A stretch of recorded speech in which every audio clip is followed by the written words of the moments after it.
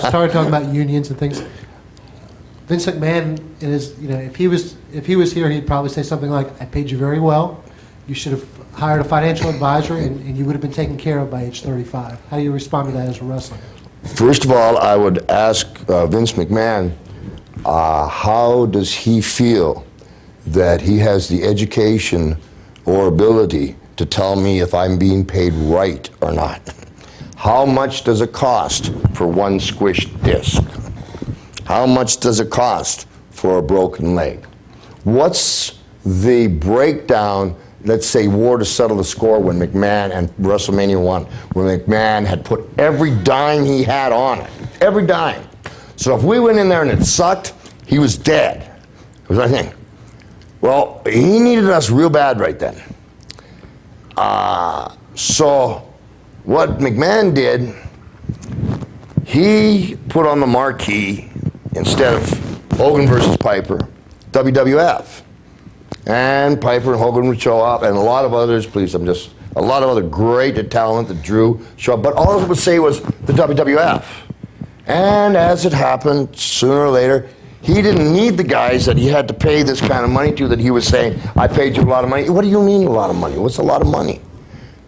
How much money is it worth for me to bust a coconut over a Samoan's head, then walk into Oakland, land of the Samoans, through the parking lot, get my ass stabbed, and finish the match? I'm not sure. Do we pay like by the incision? How do you break that down, Vincent? So first of all, you don't know shit about what we should get paid. The only thing you know is keep all the fucking money. I clean my language up here. I apologize. The second part of it I missed because I just jumped on the first. What was McMahon's second contention? I would just say Vince would probably say you should have hired someone to manage your money. And should have hired someone to manage your money. Well, in the very beginning, dinosaurs, Vince McMahon would not do business with another lawyer or an agent. That all came about once everybody defected to the WCW, and there was and so at that time there wasn't any. So what a bunch of horse shit. You had Jimmy Snuka and Don Morocco, and Snuka is so hot they can't get Hogan over Snuka. Snuka, he's the brawn, and so what do they do? Put Snuka in a cage with Morocco. Snuka gets up on the top of the cage, only like the Brock can, throws his hands up, and with his life, dies.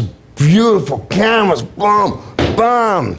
Charlie Horse's Morocco, boom, it's beautiful. Morocco walks out of the cage. Snuka lost. Why? So Hogan could get in. They didn't have that competition factor until after WrestleMania 2.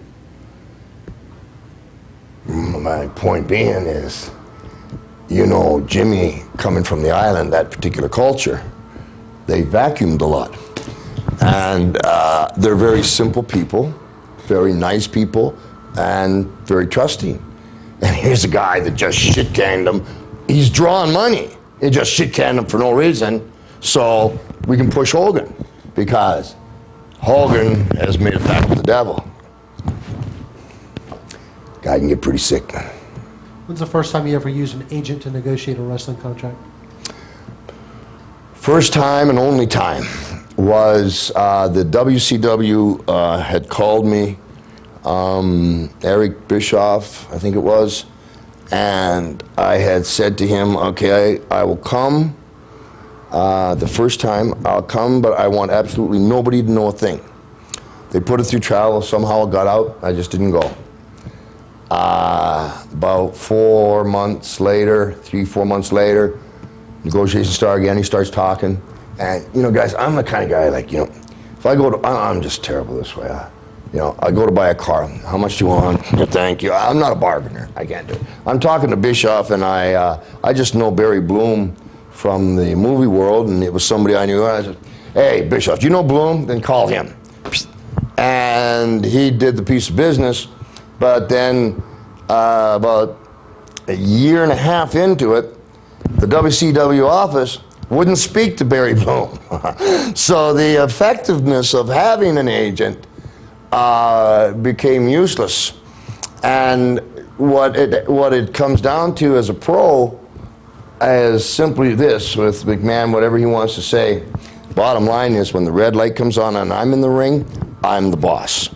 Doesn't matter what he says, and that's your only stronghold. And hope is live.